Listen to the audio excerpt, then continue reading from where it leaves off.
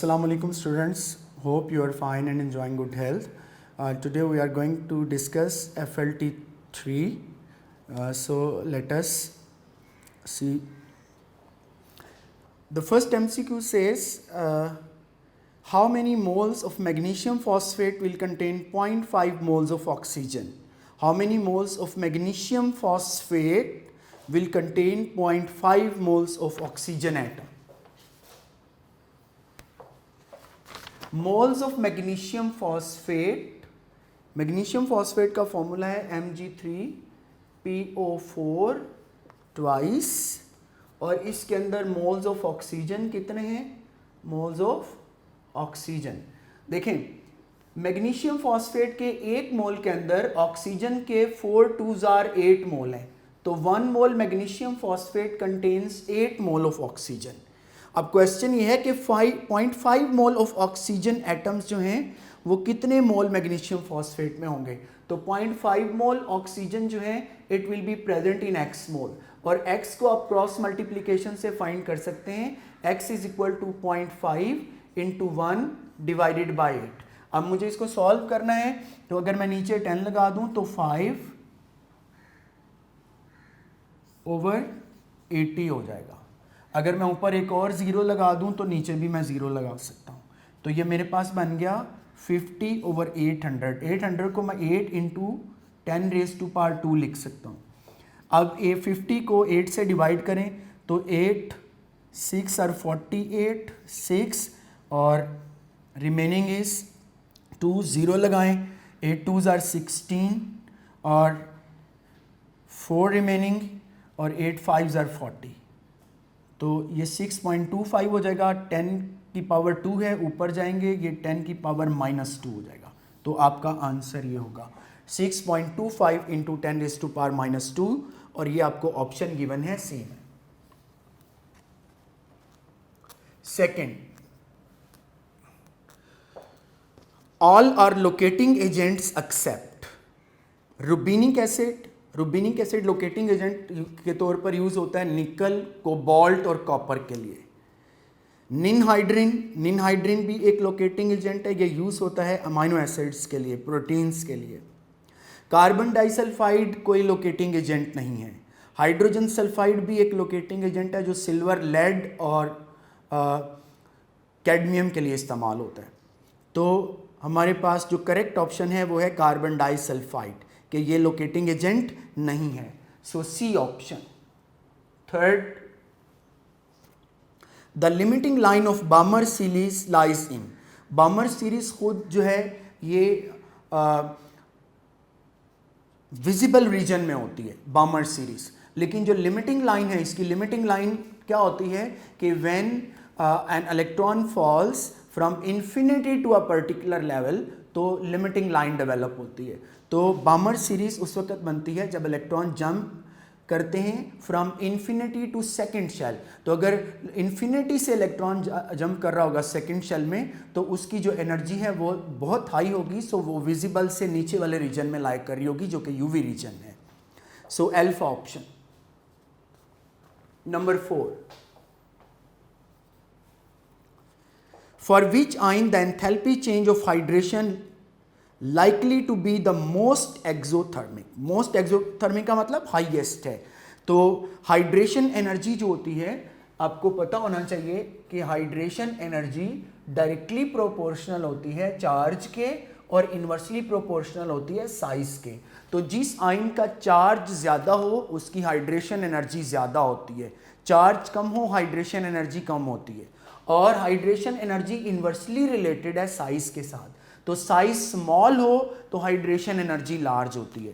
तो अब आपने बताना है कि लार्ज हाइड्रेशन एनर्जी कहाँ पर है। तो लार्ज हाइड्रेशन एनर्जी के लिए चार्ज ज़्यादा होना चाहिए और साइज कम होना चाहिए। तो अगर आप ऑप्शन ए देखें तो ऑप्शन ए में चार्ज ज़्यादा है और साइज सबसे कम है, तो इसका मतलब जो ऑप्शन ए वाला आयन है इसकी हाइड्रेशन एनर्जी सबसे ज़्यादा होगी। Fifth, by lowering the concentration of reactant to half in a reaction, अगर आप किसी रिएक्शन में कंसेंट्रेशन रिएक्टेंट की हाफ कर देते हो तो हाफ लाइफ डबल हो जाती है। तो रिएक्शन का ऑर्डर क्या होगा? हाफ लाइफ का जो रिलेशन होता है ना, हाफ लाइफ डायरेक्टली रिलेटेड होती है कंसेंट्रेशन ऑफ जीरो ऑर्डर के। जीरो ऑर्डर रिएक्शन के लिए हाफ लाइफ इनिशियल कंसेंट्रेशन के डायरेक्टली प्रोपोर्शनल होती है। फर्स्ट ऑर्डर के लिए हाफ लाइफ जो होती है वो इंडिपेंडेंट ऑफ कंसेंट्रेशन होती है, directly proportional to a to the power 0, यानी a की कंसेंट्रेशन के ऊपर वो डिपेंड नहीं करती। और सेकंड ऑर्डर के लिए, ये जीरो ऑर्डर के लिए है, ये फर्स्ट ऑर्डर के लिए, सेकंड ऑर्डर के लिए जो हाफ लाइफ होती है वो inversely proportional to the first power of initial concentration होती है। तो अगर आप इनिशियल कंसेंट्रेशन बढ़ाओ तो हाफ लाइफ कम होगी, इनिशियल कंसेंट्रेशन कम करो हाफ लाइफ ज़्यादा होगी। तो यहाँ पे ऐसा ही रिलेशनशिप हमें बताया गया है कि कंसेंट्रेशन हमने कम की है, हाफ लाइफ डबल हो गई है, तो इसका मतलब ये सेकंड ऑर्डर रिएक्शन है। So Charlie option 6। By doubling the concentration of potassium hydroxide in SN2 mechanism, अगर आप SN2 मैकेनिज्म में हाइड्रोक्साइड की कंसेंट्रेशन को डबल कर देते हैं तो हाइड्रोक्साइड की, चूंकि SN2 रिएक्शन नाम से पता चल रहा है बाई न्यूक्लियोफिलिक सब्सटीट्यूशन रिएक्शंस होते हैं। बाई न्यूक्लियोफिलिक सब्सटीट्यूशन का मतलब है सबस्ट्रेट का मॉलिक्यूल भी और हाइड्रोक्साइड का मॉलिक्यूल दोनों रेट ऑफ रिएक्शन डिटरमिन करते हैं। तो अगर आप हाइड्रोक्साइड की कंसेंट्रेशन डबल करोगे तो रेट ऑफ रिएक्शन डबल हो जाएगा। So by doubling the concentration of potassium hydroxide, the rate becomes double.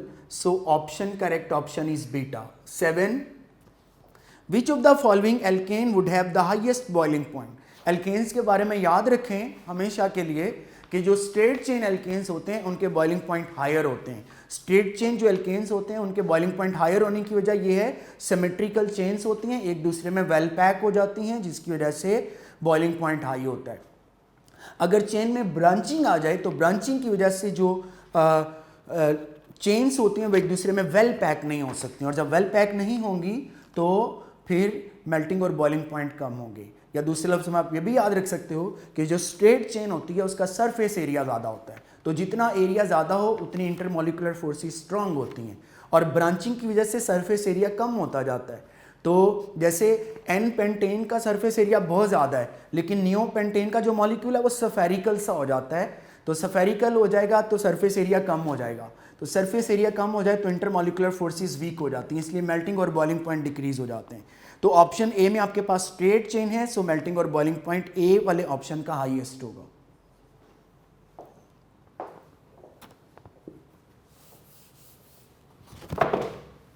8. The mechanism of the reaction of propene with HOCl will proceed through which of the following intermediates? अगर आप propene देखें तो propene का reaction इस तरह से होता है,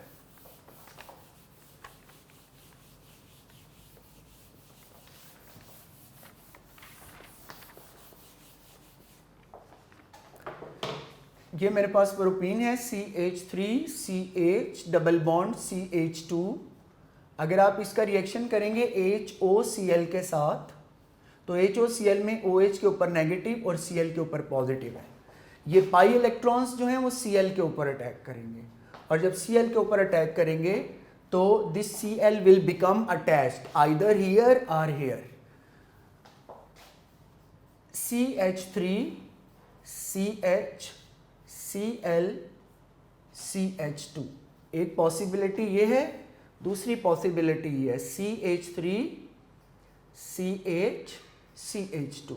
अगर क्लोरीन यहां पे अटैच होगा तो पॉजिटिव चार्ज यहां पर आएगा, और अगर क्लोरीन यहां पर अटैच होगा तो पॉजिटिव चार्ज यहां पर आएगा। तो ये बात याद रखिएगा कि ये वाला जो कार्बोकैटाइन है ये ज्यादा स्टेबल है। क्यों ज्यादा स्टेबल है? यहां से भी इलेक्ट्रॉन पॉजिटिव इंडक्टिव इफेक्ट आ रहा है, यहां से भी पॉजिटिव इंडक्टिव इफेक्ट आ रहा है। जो अल्काइल ग्रुप होते हैं वो इलेक्ट्रॉन डोनेटिंग ग्रुप होते हैं, और इलेक्ट्रॉन जो डोनेटिंग ग्रुप होते हैं वो कार्बन के ऊपर पॉजिटिव चार्ज को कम करके इसको स्टेबल बनाएंगे। तो this carbocation is less stable, this carbocation is more stable. तो इसलिए फिर ये वाली कार्बोकेशन के थ्रू रिएक्शन प्रोसीड करेगा तो OH फिर आकर यहां पर अटैच हो जाएगा। तो CH3 CH OH और CH2 Cl। तो आपका प्रोडक्ट अगर आप जानते हो, आपको पता होगा कि प्रोडक्ट में हमारे पास ये वाला बनता है। तो ये वाला प्रोडक्ट उसी सूरत में बनेगा जब आपके पास ये वाला कार्बोकेशन होगा।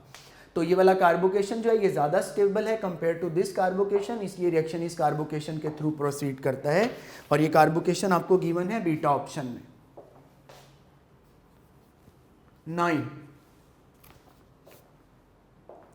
in the following sequence of reactions the product is, sequence of reactions क्या है जी, CH3 CH2 CH2 Br, इसका रिएक्शन कर रहे हैं एल्कोहलिक पोटेशियम हाइड्रोक्साइड के साथ। एल्कोहलिक पोटेशियम हाइड्रोक्साइड एलिमिनेशन करवाता है। एलिमिनेशन कैसे होगी कि इस कार्बन से Br रिमूव हो जाएगा और इस कार्बन से H रिमूव हो जाएगा, दोनों कार्बन्स के दरमियान डबल बॉन्ड आ जाएगा। फिर आप अपने जहन में प्रोडक्ट बनाते जाएंगे। एल्कोहलिक पोटेशियम हाइड्रोक्साइड से आपने रिएक्शन किया, यहाँ पे एल्कीन बन गई प्रोपीन, प्रोपीन का HBr से रिएक्शन कर दिया। जब आप HBr से रिएक्शन करोगे तो एडिशन हो जाएगी मार्कोनी-कोव एडिशन, और मार्कोनी-कोव एडिशन के नतीजे में Br यहाँ पर अटैच हो जाएगा मिडल वाले कार्बन के साथ और H जो है वो एंड वाले कार्बन के साथ अटैच हो जाएगा। आपके पास 2 ब्रोमोप्रोपेन बन जाएगा और 2 ब्रोमोप्रोपेन का फिर उसने एक्वस KOH के साथ रिएक्शन करवा दिया, एक्वस KOH। तो जब आप एक्वस KOH के साथ रिएक्शन करोगे तो Br की जगह पे OH आ जाएगा, तो आपके पास बन जाएगा CH3 CH OH CH3, this is 2 propanol या प्रोपेन 2 ओल भी इसको बोलते हैं। सो आपका जो फाइनल प्रोडक्ट है दैट विल बी प्रोपेन 2 ओल। So this is your final product and this is given in option D. So 9 का आंसर D हो जाएगा। 10,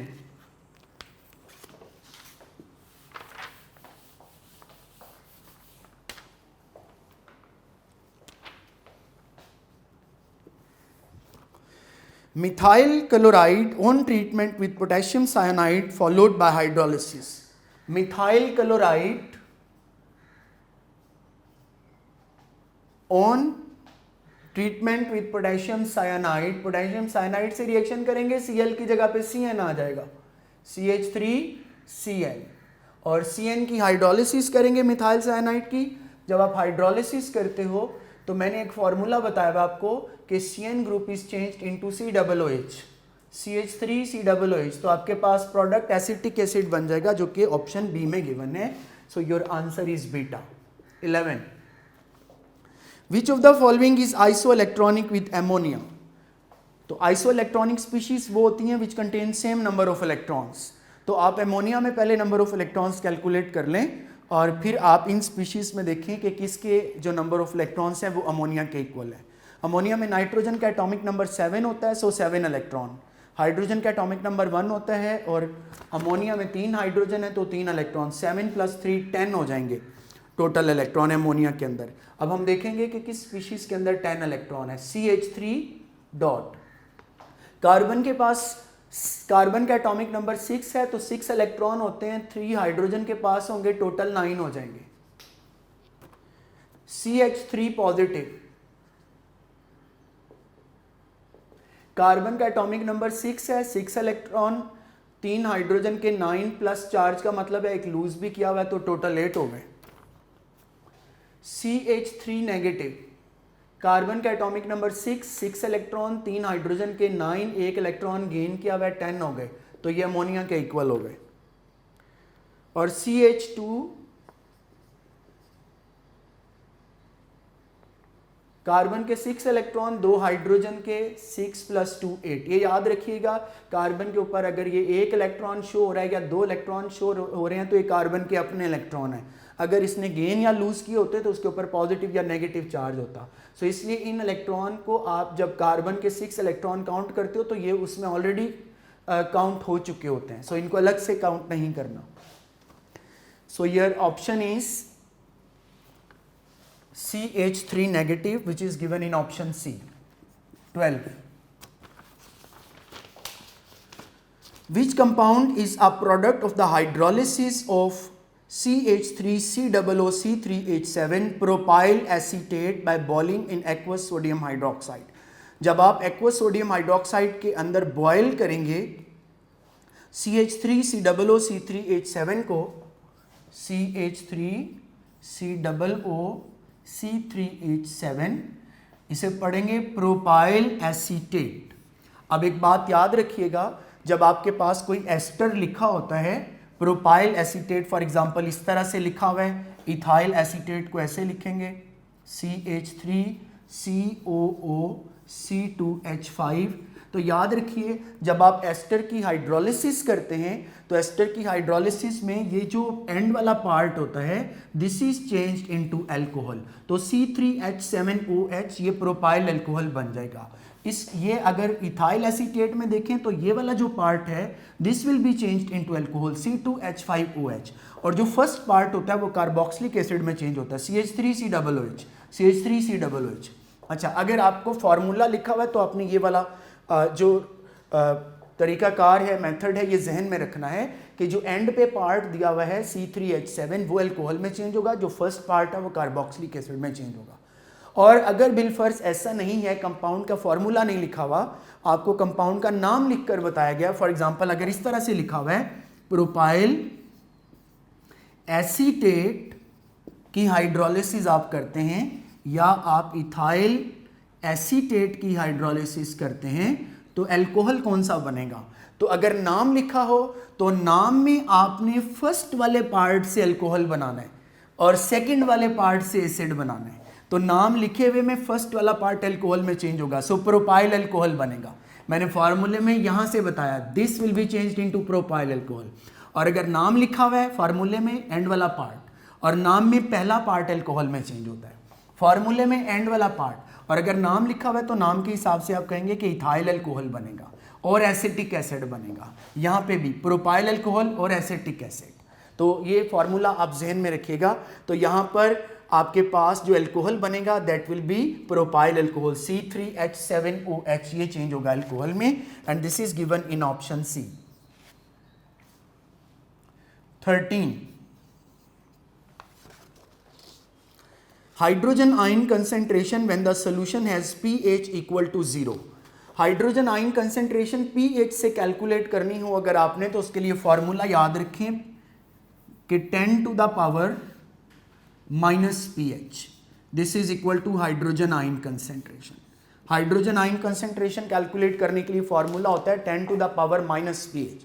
अगर आपके पास एक सोल्यूशन है उसकी pH 7 है, आपने हाइड्रोजन आयन कंसेंट्रेशन को कैलकुलेट करना है तो pH 7 है तो 10 की पावर माइनस 7, तो हाइड्रोजन आयन कंसेंट्रेशन हो जाएगी 10 की पावर माइनस 7।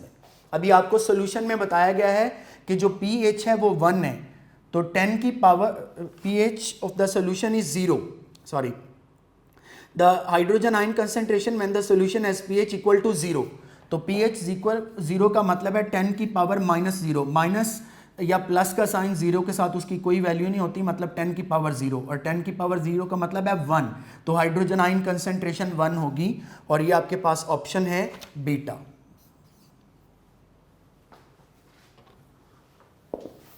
नेक्स्ट 14 देखिएगा, which one is not used for distillation of aldehyde and ketones. For distinction of aldehyde and ketones, आप एल्डिहाइड और कीटोन्स को डिस्टिंक्ट करने के लिए कौन सा कंपाउंड यूज नहीं कर सकते हैं? Sodium bisulphide. Sodium bisulphide react with both aldehyde and ketone, तो चूंकि ये दोनों के साथ रिएक्शन करता है तो इसका मतलब इसको हम दोनों की डिस्टिंक्शन में यूज नहीं कर सकते हैं। ये करेक्ट ऑप्शन है अल्फा, लेकिन हम बाकी के ऑप्शंस को भी देखेंगे। सोडियम नाइट्रोप्रूसाइड, ये सोडियम नाइट्रो जो प्रूसाइड होता है ये कीटोन्स के साथ रिएक्शन करता है और एल्डिहाइड के साथ रिएक्शन नहीं करता, सो ये डिस्टिंक्शन के लिए यूज हो सकता है। फेलिंग सॉल्यूशन एल्डिहाइड्स के साथ रिएक्शन करता है, कीटोन्स के साथ नहीं करता, तो ये भी डिस्टिंक्शन के लिए यूज हो सकता है। बेनेडिक्ट सॉल्यूशन एल्डिहाइड से रिएक्शन करता है, कीटोन्स से रिएक्शन नहीं करता, तो ये भी एल्डिहाइड और कीटोन्स की डिस्टिंक्शन में यूज हो सकता है। सो सोडियम बाइसल्फाइड चूंकि दोनों से रिएक्शन करता है तो वो डिस्टिंक्शन में यूज नहीं हो सकता।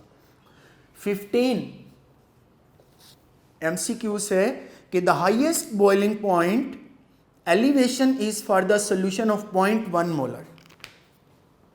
बॉइलिंग पॉइंट एलिवेशन हाईएस्ट कब होगी? जब नंबर ऑफ पार्टिकल्स सॉल्यूशन के अंदर हाईएस्ट होंगे, क्योंकि बॉइलिंग पॉइंट एलिवेशन जो है ये कोलिगेटिव प्रॉपर्टी है और कोलिगेटिव प्रॉपर्टीज डिपेंड करती हैं on the number of particles. तो जब सॉल्यूशन के अंदर नंबर ऑफ पार्टिकल्स ज़्यादा होंगे तो एलिवेशन ऑफ बॉइलिंग पॉइंट ज़्यादा होगी। तो आपने बताना है कि किस सॉल्यूशन में एलिवेशन ऑफ बॉइलिंग पॉइंट ज़्यादा होगी। 0.1 मोलर यूरिया या 0.1 मोलर ग्लूकोज है C12H6H12O6 या 0.1 मोलर KCl या 0.1 मोलर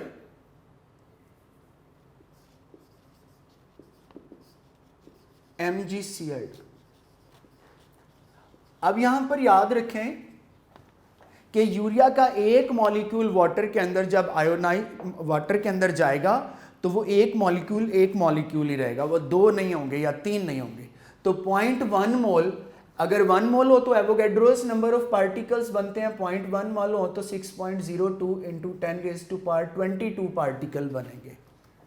ग्लूकोज का मॉलिक्यूल भी स्प्लिट नहीं होता, तो 0.1 मोल ग्लूकोज से 6.02 इंटू 10⁻22 मॉलिक्यूल बनेंगे। पोटेशियम क्लोराइड जब वाटर में जाता है तो पोटेशियम क्लोराइड का एक फार्मूला यूनिट जाके 2 में स्प्लिट हो जाता है, एक पोटेशियम आयन एक क्लोराइड आयन। तो इसका मतलब 2 इंटू 6.022 इंटू 10⁻22 पार्टिकल बनेंगे। और अगर 0.1 मोल मैग्नीशियम क्लोराइड आप वाटर में डालोगे तो मैग्नीशियम क्लोराइड का एक मॉलिक्यूल 3 में स्प्लिट हो जाता है, एक मैग्नीशियम 2 क्लोराइड। तो इसलिए टोटल नंबर ऑफ पार्टिकल्स होंगे 3 इंटू 6.02 इंटू 10⁻22। तो इसके केस में नंबर ऑफ पार्टिकल्स सबसे ज़्यादा प्रोड्यूस होंगे, इसलिए जो highest elevation of boiling point है that will be observed in the case of this solution. So your option is 0.1 molar MgCl2 delta option. MCQs number 16. In a first order reaction, the concentration of the reactant decreases from 0.4 mole to 0.2 mole, 0.4 से 0.2 का मतलब half हो रही है, in 15 minutes। तो इसका मतलब हमें हाफ लाइफ पता चल गई कि वो 15 मिनट्स है। हाफ लाइफ वो टाइम पीरियड होता है जिसमें कंसंट्रेशन हाफ हो जाती है। तो 0.4 से 0.2 हाफ हो गई कंसंट्रेशन 15 मिनट्स में, तो हाफ लाइफ 15 मिनट है फर्स्ट ऑर्डर की। The time taken for the concentration change from 0.1 से 0.025 m। वो कहता है कि अगर कंसंट्रेशन चेंज हो 0.1 से 0.025 तो कितना टाइम लगेगा।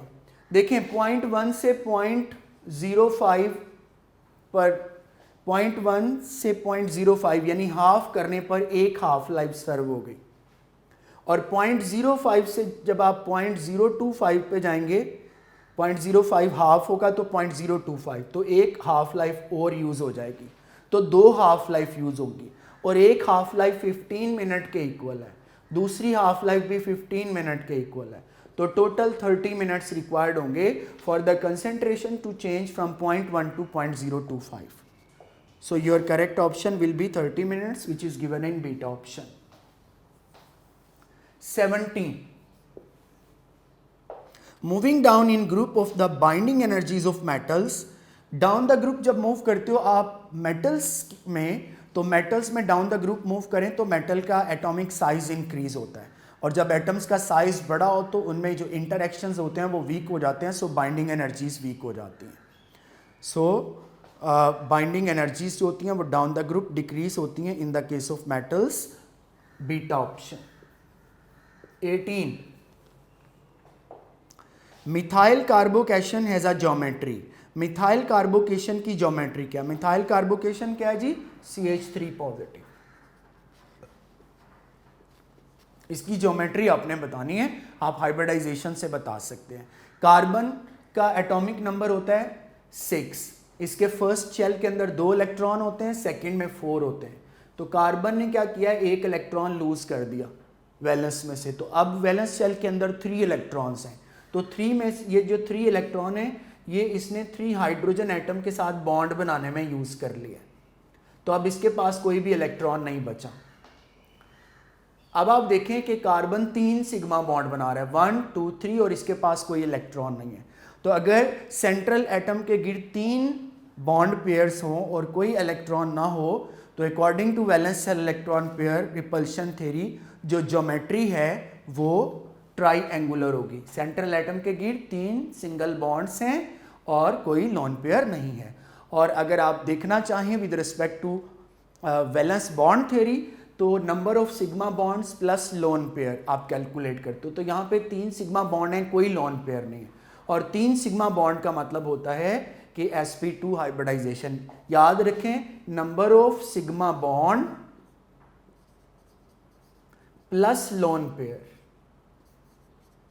अगर ये 4 के इक्वल हो तो हाइब्रिडाइजेशन sp3 होती है, और अगर number of sigma bond plus lone pair 3 के इक्वल हो तो हाइब्रिडाइजेशन sp2 होती है, और अगर ये 2 के इक्वल हो तो sp होती है। अब यहाँ पे 3 सिग्मा बॉन्ड हैं, तो 3 सिग्मा बॉन्ड का मतलब sp2 हाइब्रिडाइजेशन, और जब sp2 हाइब्रिडाइजेशन होती है तो ट्राईएंगुलर ज्योमेट्री बनती है।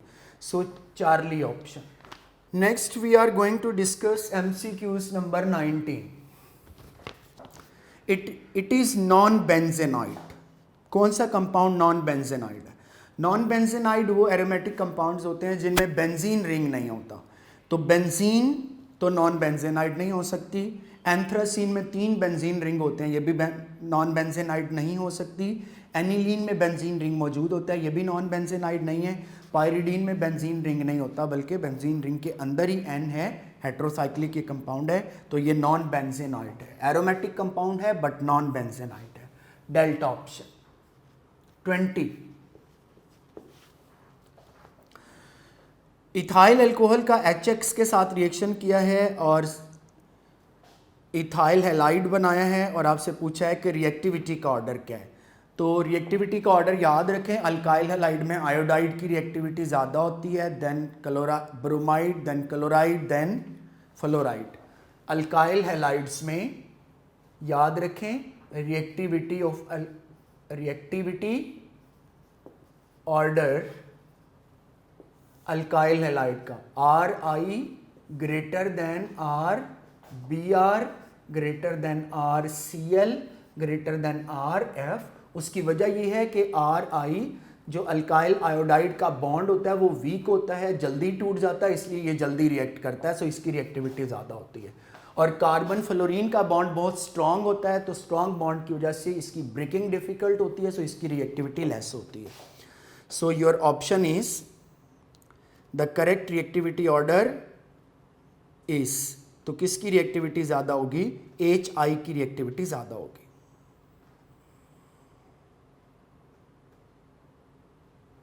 Beta option. 21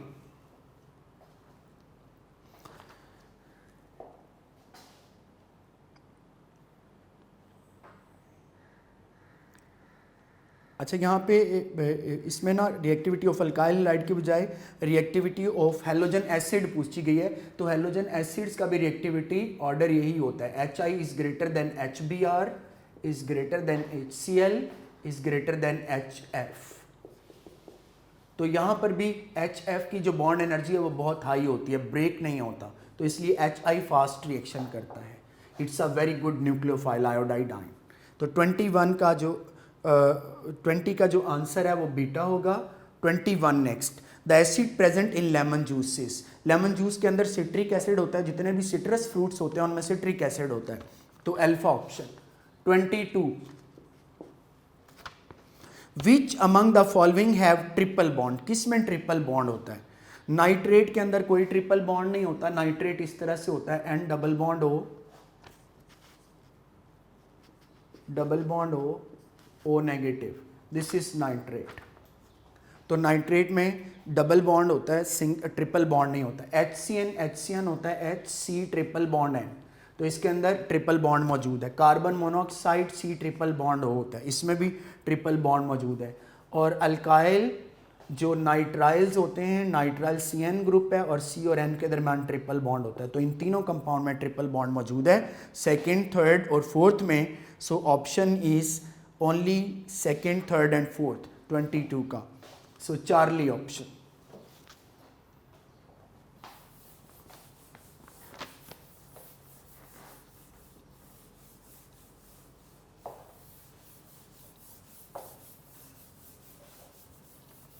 नेक्स्ट देखिएगा 23, a single chloride free radical can destroy how many ozone molecules. तो एक जो क्लोरीन फ्री रेडिकल होता है वो 100,000 यानी 1 लाख ओजोन मॉलिक्यूल्स को डिस्ट्रॉय कर सकता है। ऑप्शन सी है 24, how many zones through which the charge pass in a rotary kiln. तो रोटरी क्लेन के 4 पार्ट्स होते हैं, तो चार्ज उन 4 पार्ट्स में से पास करता है। So option is alpha, 4 parts. Next 25, which compound shows hydrogen bonding. तो फर्स्ट जो ऑप्शन है एल्केन है, एल्केन्स में हाइड्रोजन बॉन्डिंग नहीं होती। ईथर है, ईथर्स में भी हाइड्रोजन बॉन्डिंग नहीं होती। हाइड्रोजन बॉन्डिंग के लिए याद रखें कि there hydrogen atom must be bonded with a highly electronegative atom, और वो हाईली इलेक्ट्रोनेगेटिव एटम जो है वो ऑक्सीजन भी हो सकता है, वो नाइट्रोजन भी हो सकता है, वो फ्लोरीन भी हो सकता है। तो ईथर्स में अगरचे ऑक्सीजन मौजूद है लेकिन हाइड्रोजन ऑक्सीजन के साथ बॉन्डेड हाइड्रोजन नहीं है, इसलिए इसमें हाइड्रोजन बॉन्डिंग नहीं होती। समटाइम बच्चे कंफ्यूज कर जाते हैं कि इसमें O मौजूद है। तो हाइड्रोजन बॉन्डिंग के लिए ज़रूरी है कि O N या F हो और साथ में H भी इनमें से किसी के साथ बॉन्डेड हो। C2H5Cl में भी हाइड्रोजन बॉन्डिंग नहीं होगी, आपके पास इन तीनों में से भी एक का होना ज़रूरी है। तो अल्कोहल में C2H5OH। अब यहाँ पे आपके पास O भी मौजूद है और O के साथ अटैच्ड H भी मौजूद है, तो ये सारी कंडीशंस को फुलफिल कर रहा है for the formation of hydrogen bonding. So ये हाइड्रोजन बॉन्डिंग शो करेगा, delta option 25। 26, 12 gram magnesium is treated with dilute sulphuric acid, the amount of hydrogen gas produced is. तो अगर आप मैग्नीशियम का रिएक्शन करते हैं डाइल्यूट सल्फ्यूरिक एसिड के साथ, magnesium plus dilute sulphuric acid H2SO4, तो ये बनेगा MgSO4 प्लस H2। तो इक्वेशन के मुताबिक मैग्नीशियम का मोलर मास 24 ग्राम होता है और हाइड्रोजन का मोलर मास 2 ग्राम है। तो 24 ग्राम अगर आप मैग्नीशियम को रिएक्ट करेंगे तो हाइड्रोजन 2 ग्राम बनेगा, और अगर मैग्नीशियम के 12 ग्राम लेंगे तो हाइड्रोजन x ग्राम बनेगा। x क्रॉस मल्टीप्लिकेशन से आ जाएगा 12 इंटू 2/24। सो 24/24 आंसर इज 1 ग्राम। सो 26 का आंसर है 1 ग्राम। 27, the reactivity order of alkyl halide for a particular alkyl group is. मैंने अभी बताया आपको कि रिएक्टिविटी अल्काइल हैलाइड की भी जो है वो आयोडाइड्स की ज़्यादा होती है than bromides. Bromides is greater than chlorides and that is in turn greater than fluorides. Which of the following is isomeric to pentane. इनमें से कौन सा कंपाउंड है जो पेंटेन का आइसोमर है। 1 मिथाइल साइक्लोब्यूटेन। साइक्लो एल्केन्स जो होते हैं वो एल्केन्स के आइसोमर्स नहीं होते, याद रखना है। नंबर बीटा ऑप्शन है 2,3 डायमिथाइल ब्यूटेन। ब्यूटेन में 4 कार्बन है और 2,3 डायमिथाइल 2 कार्बन साथ भी लगे हुए हैं, 4 और 2 6 हो गए। पेंटेन में 5 होते हैं, तो इसका मतलब ये आइसोमर्स नहीं हो सकते। 2,2 डायमिथाइल प्रोपेन। प्रोपेन में 3 कार्बन्स होते हैं, 2,2 डायमिथाइल 2 मिथाइल ग्रुप भी लगे हुए हैं, 2 मिथाइल में भी 2 कार्बन्स मौजूद हैं, तो टोटल 5 कार्बन हो गए। और ये भी एल्केन है, पेंटेन भी एल्केन है, तो ये दोनों आइसोमर होंगे। 1,1 डायमिथाइल साइक्लोप्रोपेन, ये कंपाउंड ही गलत लिखा हुआ है। अल्काइल जो होता है वो कभी भी एट पोजीशन 1 नहीं हो सकता इन एल्केन। एल्केन में कभी भी पोजीशन 1 के ऊपर अल्काइल सब्स्टिट्यूएंट नहीं होता, क्योंकि अगर पोजीशन 1 के ऊपर अल्काइल सब्स्टिट्यूएंट आएगा तो वो पेरेंट चेन में शामिल होगा, वो सब्स्टिट्यूएंट नहीं रहेगा। ये देखिएगा CH3 CH2 1,1 डायमिथाइल साइक्लोप्रोपेन लिखा हुआ है। 1,1 डायमिथाइल साइक्लोप्रोपेन, CH3 CH2 ये C, और ये 1 के साथ वो कह रहा है कि 2 मिथाइल लगे हुए हैं। 1,1 डायमिथाइल, ये मैंने 1 पोजीशन के ऊपर 2 मिथाइल लगा दिए। 1,1 डायमिथाइल सॉरी साइक्लोप्रोपेन है। 1,1 साइक्लो कंपाउंड कभी भी एल्केन्स के आइसोमर्स नहीं होते हैं। एल्केन्स और साइक्लो एल्केन्स आइसोमर्स नहीं हैं, क्योंकि साइक्लो एल्केन्स में हमेशा 2 हाइड्रोजन कम होते हैं देन एल्केन्स, क्योंकि साइकिल बनाने में भी 2 हाइड्रोजन रिमूव हो जाते हैं। सो 27 का जो आंसर बनेगा, 28 का जो आंसर बनेगा that will be 27 is beta और 28 इज चार्ली। 29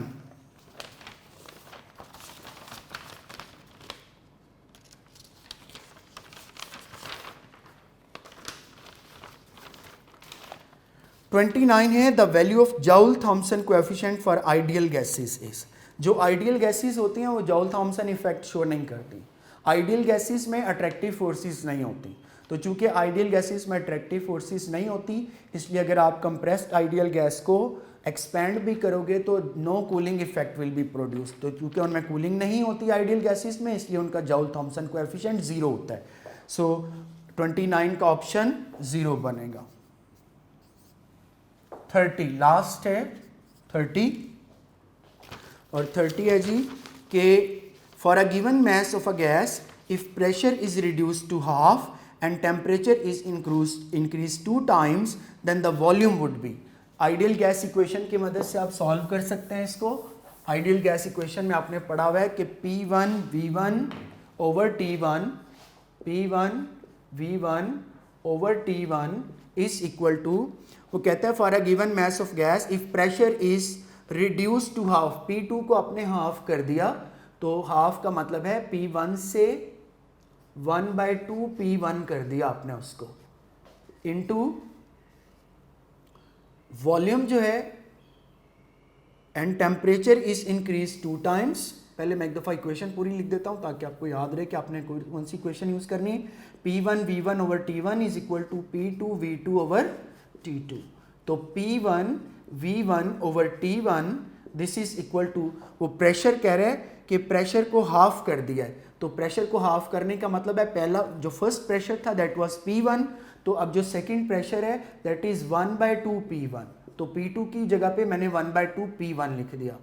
V2 हमने फाइंड करना है, और T2 वो कह रहा है कि हमने 2 टाइम कर दिया है, T2 को हमने 2 टाइम कर दिया है, तो 2 टाइम करने का मतलब ये है कि इसको 2T1 कर दिया है। तो अब T1 T1 से कैंसिल हो जाएगा और P1 P1 से कैंसिल हो जाएगा, और 2 × 2 4 हो जाएगा, और 4 को मैं इधर ले आऊँगा तो ये 4V1 हो जाएगा V2।